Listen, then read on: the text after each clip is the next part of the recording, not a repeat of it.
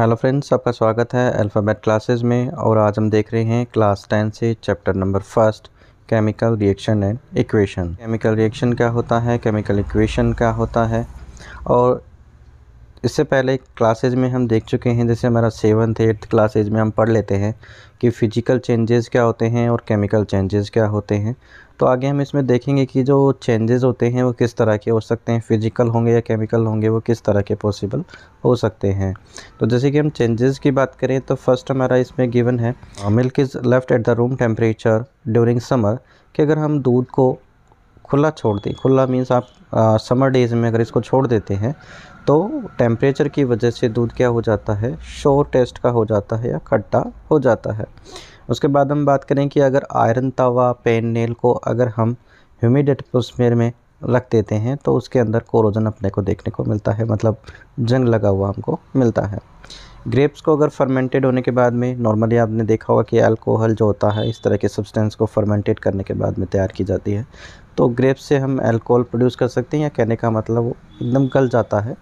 उसके बाद में हम बात करें फूड का कुक होना, जैसे मान लो हम मार्केट से कुछ वेजिटेबल्स लेके आते हैं और उनको फिर पकाते हैं, तो उनका जो भी सब्सटेंस का जो दिखने का है या अलग अलग तरह के सब्सटेंस उसमें हमको नज़र आते हैं, या सब्सटेंस एकदम चेंज्ड हमको नज़र आता है। Food gets digest in our body, कि जब हमारा फूड जो भी हम खाते हैं वो डाइजेस्ट होने के बाद में कुछ डिफरेंट सब्सटेंस में कन्वर्ट हो जाता है, कहने का मतलब कुछ न्यूट्रिएंट्स हम कह सकते हैं एंड अदर सब्सटेंसेज उसमें फॉर्म्ड होते हैं। एंड वी रेस्पायर, कि जब हम सांस लेते हैं तब भी वहाँ पे एनर्जी फॉर्म होती है। इस तरह से कुछ अलग तरह के सब्सटेंस वहाँ पे बनते हैं। The nature and the identity of initial substances have somewhat change, we have already learned about physical and chemical changes of matter in our previous classes.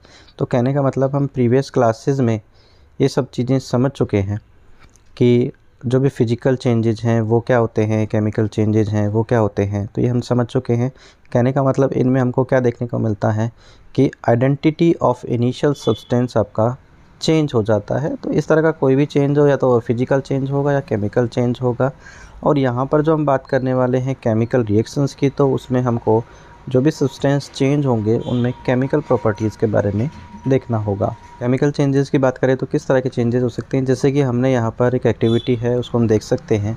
इसमें हमने एक मैग्नीशियम वायर लिया हुआ है और उस मैग्नीशियम वायर को हम पहले तो हम उसका ध्यान रखेंगे कि किसी टोंग की हेल्प से उसको हम पकड़ेंगे ढंग से, और उसके अलावा उस मैग्नीशियम रिबन को हम बर्नर की हेल्प से उसको हम बर्न करेंगे। और बर्न करने के बाद में जो भी उससे पाउडर या जो भी सब्सटेंस उससे बनेगा उसको हम एक चाइना डिश या इस तरह की वॉच ग्लास के अंदर उसको हम रख लेंगे। तो हम देख रहे हैं कि एक मैग्नीशियम रिबन को बर्न होने के बाद में और ये वाइट पाउडर क्या होता है, तो हम देख सकते हैं कि ये वाइट पाउडर हमारा MgO2 होता है, सॉरी MgO होता है।